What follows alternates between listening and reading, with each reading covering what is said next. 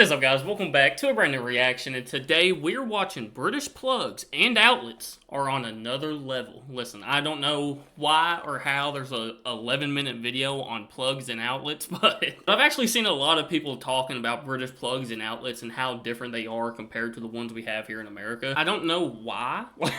I mean, my outlets work. I love our outlets. They always look very surprised, you know? But yeah, today we're going to try to figure out what's the difference and why British plugs and outlets are just so much better. So we're about to get into it. If you're new to the channel, hit the subscribe button, drop a like if you want to see more reactions like this. We are about to get some severe weather. Like, it's bad.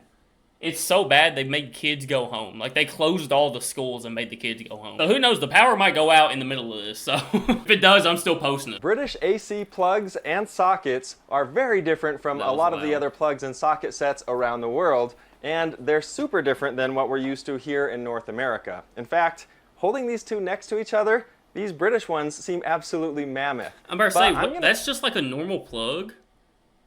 Like, does your phone charger have that big of a plug on it? Huh? I cover 10 reasons why I think this plug and this socket may just be the best design set in the entire world, hey, as well as a professional handful of reasons why I think they might not be. Feature number 10 on our list is this longer ground pin. Now, long ground pins are actually super common. We see them in our US plugs and in other plugs all over the world. See, look how surprised he looks at all times. Look at that. He's just always just so shocked. And in other plugs all over. Wait, is that why they made that design? Because shocked, he looks shocked. You put something in it, you're gonna get shocked.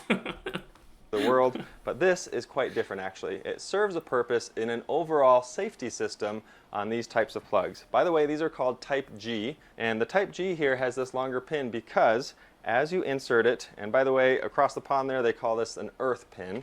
So as you insert the earth pin, you'll notice that the first thing that touches is that earth pin because it's longer. So the neutral and the live haven't made contact yet, but there's actually what's called a shutter system inside here that it's opening up by pushing that one in first. Whoa, hold on. There's a whole system.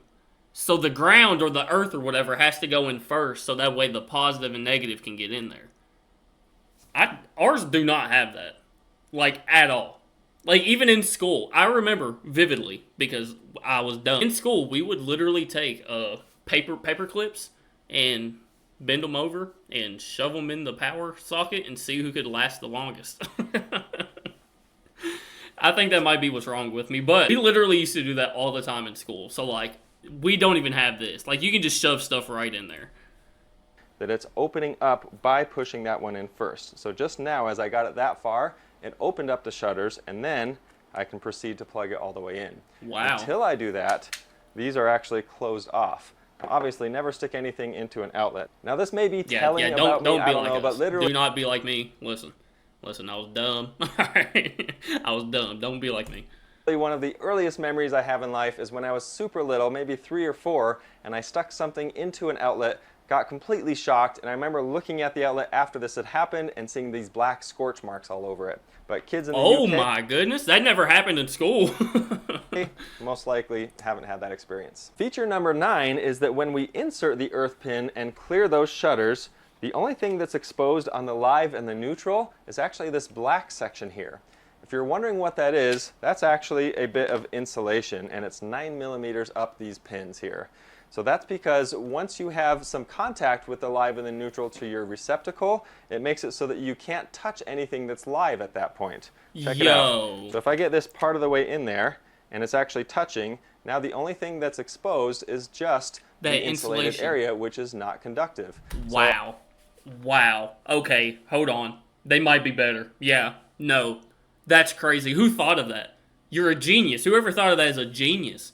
Because I would have never thought to put something over there. Like, because you can put it in, kinda, and now you'll have power, but those two little pieces of metal are still exposed, but they put insulation over it. So that way, even if you do touch it, you're still not going to get shocked. Wow. Okay, yeah, that's deep. Who knew plugs in sockets got this deep? Well, I might be able to touch that and actually be safe, and that's the idea anyway. Obviously, you should never try that, but they make it really difficult to get yourself shocked because everything is covered and protected as part of this overall safety system. It's definitely a lot safer, I feel like, because ours do not have all that. Number 8 has everything to do with how the cord comes out of the plug itself. As I plug this into the wall outlet here, you'll notice that it's always coming down on the bottom like this. And that makes it so that you can't really pull this thing out. If you pull this way with it, it's just going to stay in place. And even if you pull out this way, you can pull this pretty good.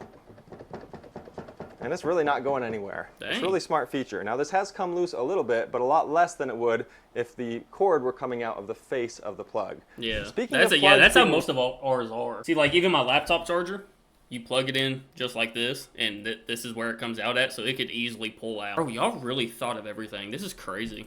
Ripped out of the wall, that brings us to feature number 7. If we open this up and take a look inside here, you'll actually see that there's some pretty cool safety features built right inside.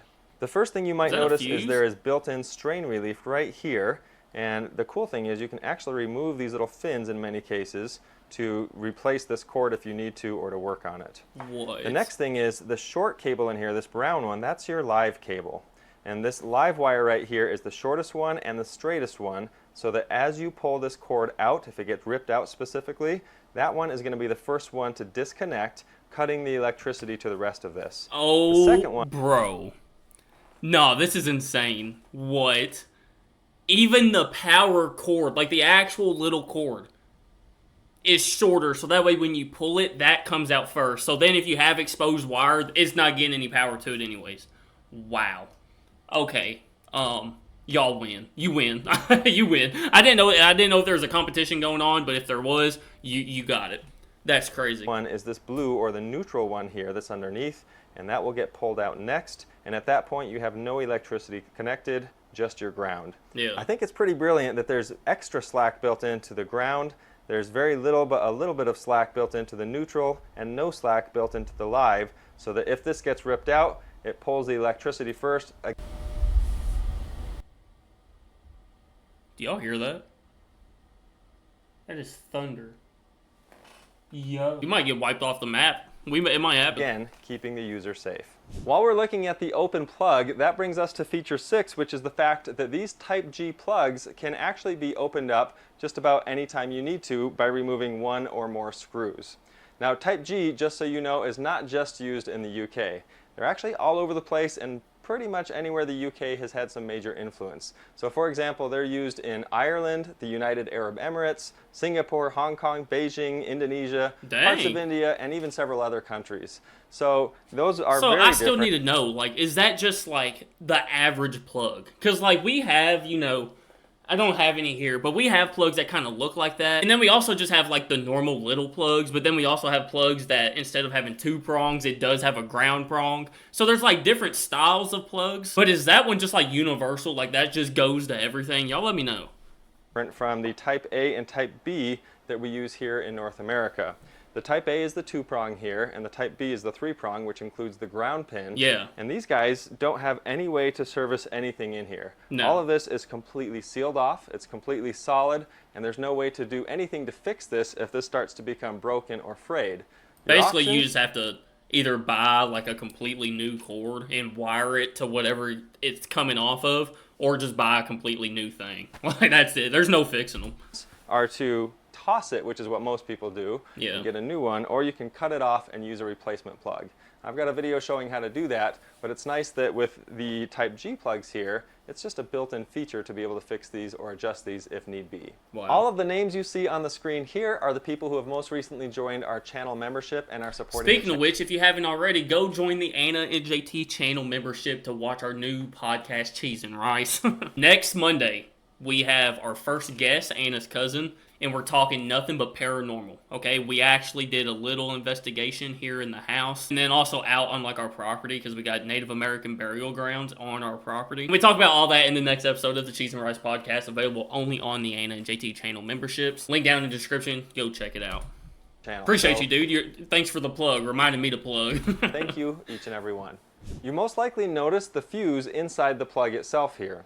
We see this from time to time in North American plugs, but is definitely not a standard. Having a fuse in every plug is actually essential to the system they use, which is called a ring circuit. A ring circuit has the ground, neutral, and live wires going out from the source location and then feeding every single socket and then looping all the way back to the source. Dang. This is different than the radial circuits that we use here in North America. We start at the circuit breaker panel, and then a line goes out called a home run, connects to as many outlets as we need or receptacles, and then it ends at a light fixture or an outlet. I feel like there being a fuse in there is the main reason why like there's a screw and you can take it apart so easily. Because I feel like if anything's going to go wrong, that fuse is probably going to blow. So they made it to where you can easily access it to replace the fuse if you need to. In the UK, the ring circuit actually acts like two separate radial circuits going at the same time, one in each direction.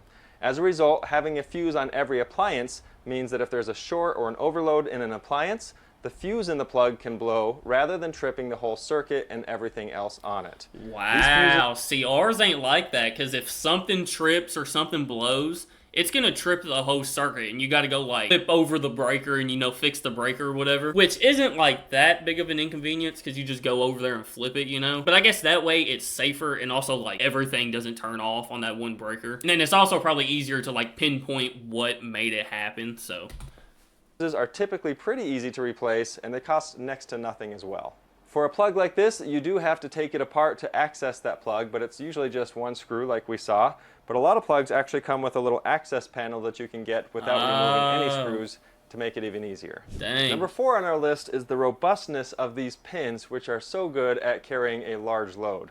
Now these pins are pretty massive. You may have noticed that. They're actually all 4 millimeters thick on these type those are some thick boys. Those are some thick pins.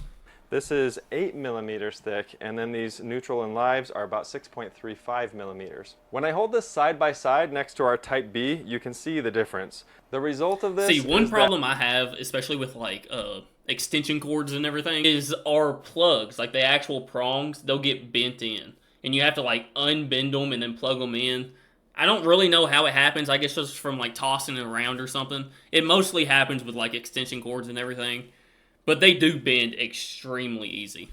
The Type G has at least 50% more metal than a Type B. And it actually has 3.5 times more metal than the Type A that doesn't have the ground. Feature number 3 is the fact that every Type G plug has a ground or an earth pin. This is really important for a handful of reasons. As far as safety is concerned, always having a ground means that you're not going to experience the arcing, or at least you shouldn't in most circumstances experience any arcing. Arcing is bad news because that basically means that electricity has gone off the rails and it's going to find the path of least resistance, and a lot of times that's through you. That could shock you, or with enough voltage that could stop your heart and kill you. So very dangerous if you don't have that ground in place at all times. I wish I could go back and tell high school JT to stop putting stuff in the outlets. Oh my goodness. I mean, yeah, electricity is nothing to play with, and we were literally playing with it, so. You will notice on some plugs in the UK, for example, that these are just plastic. Typically, if you see a plastic pin on here, that means the appliance is double grounded. You can tell by a marking or an icon on the appliance that is a square within a square. It also serves the purpose of not only opening the shutters, but also always keeps things aligned. You cannot mix up the live and the neutral if your ground is always at that top place. See, ours, like, all of our outlets, of course, have the 3 prongs, so that way if you do have something with the ground on it, it will go in there. But there's a lot of stuff, like my light right here, it only has 2 plugs. But you can still plug it in there without the ground. Yeah, since y'all's has that like little shutter thing, the little security thing on there, and you have to insert the ground, that makes sense that every single one's gonna have one on there. Whether it actually needs it or not, like you said, that one, most or some of them come with one that's just plastic. Wow, dude, y'all really just thought of everything. He also said something about like keeping it aligned. Most of ours, like whether it has 3 prongs or just the 2, one of them is slightly longer than the other. So like if you flip it the wrong way and try to put it in the wrong way, it just won't fit. So I guess that's how we like make sure it's going in the right time every time, you know. Number 2 is the fact that every outlet or receptacle has its own switch. So check this out. I've got this little switch right here that I can use to control this lamp. Of course, you can control the lamp on the device itself, but this comes in handy for multiple purposes. Number 1, it gives you an extra place to turn something on or off, and along with that, it cuts the power completely to the device. See, I wish we had...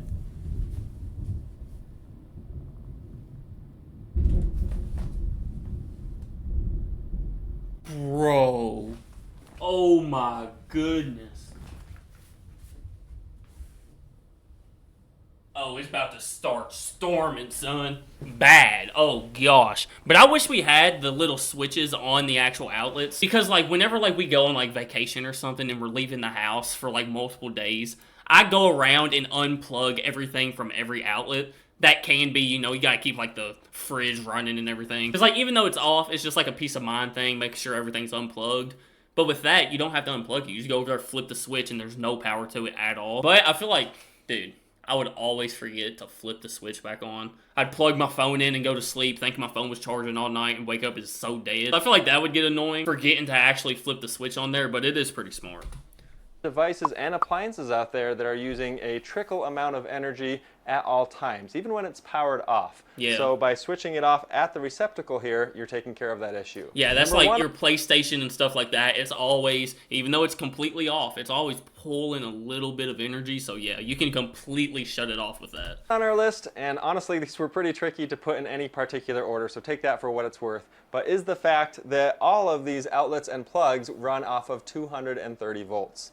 Here in the US, we use a 110 or 120 volt system. There's different names for it, but it's the same idea. And in the UK, for example, and in most of the world actually, it's a 230, which is anywhere from 220 to 240 volts typically. Running on 230 volts has a lot of impact on how you can use the outlets and receptacles around your house. So for example, if you want to Dude, I bet y'all's phone charges in like 10 minutes. What the heck? Lamp into this, no problem obviously, but you can even plug a much larger appliance over here. Let's say a washing machine, for example, something a little more power hungry. Space heaters have been a big issue for tripping circuit breakers here in the US. On 230 volt, they can handle that a lot better. Wow. You can even plug in things like a hairdryer and an iron at the same time in many cases, especially if the gauging of the wire in the walls is appropriate for that kind of use. Dude, y'all got almost double the power. Cheese and rice. You can see with these 10 features how impressive this setup is, but that is not to say that it doesn't have its flaws. For starters, look at the size of these things. I mean, this is a standard Type A. This is what we use for most things. Yeah, that's what I was going to say. Like, it's so big. That's what I want to know is, like, apparently that's just, like, for everything. Like, phone chargers, everything. And, like, do y'all have, like, surge protectors where, like, you can plug it in, but then you have multiple outlets? I feel like y'all surge protectors would have to be freaking 3 feet long to fit multiple plugs. States and in North America, I'd seriously say this is probably at least 5 times as big. Yeah. You can see it from the front. You can see it from the side. It's just massive. Another consideration with this is that the ring circuits that are used in the UK and elsewhere have a problem with what's called load balancing. Now, many times it's not really a big issue, but what it means is that you don't want to have a lot of your power being consumed on one portion of the ring.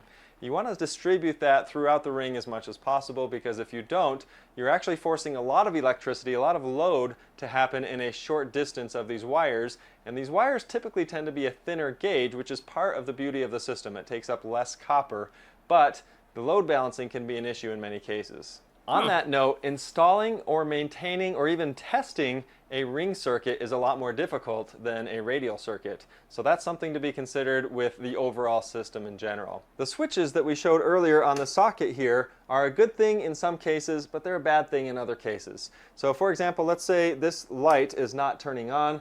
You flip the switch. So let's turn this off, you know, on the socket here. We flip the switch, everything seems to be dead. You're not sure what's going on. And at that point, you're not sure if you need to start troubleshooting the lamp itself, or if it's the light bulb, or if it's the socket. Lastly, due to the design of the plug, if you were to just let this thing fall somewhere or unplug it, guess how it's going to land? Every single time. True. Now, if you thought waking up in the middle of the night, walking through the house, and stepping on a Lego was painful... Dude, that'd be like Dude. That's a damn bear British trap. AC I am shocked at y'all's ability of not being shocked. Like, dude, I did not know that much was going into plugs and sockets. Y'all really thought of everything. Like, y'all, like, I feel unsafe plugging stuff in now. So, like, if we go to the UK, do we have to buy, like, some sort of converter or, like, even just, like, a completely new charger for our phones? Y'all let me know, because I feel like that would be inconvenient, you know? Alright, guys, that is going to do it for today's reaction. If y'all want to see more reactions like this, let me know by hitting that like button. Y'all let me know what y'all think down in the comments about some British plugs and sockets. Are there some pros or cons that maybe they didn't mention in this video? Let me know down in the comments. I appreciate you guys so much. Make sure you go out today. Spread love, spread kindness, do something nice for my day. I love you guys so much. I really do. JTReacts, I'm out. Peace.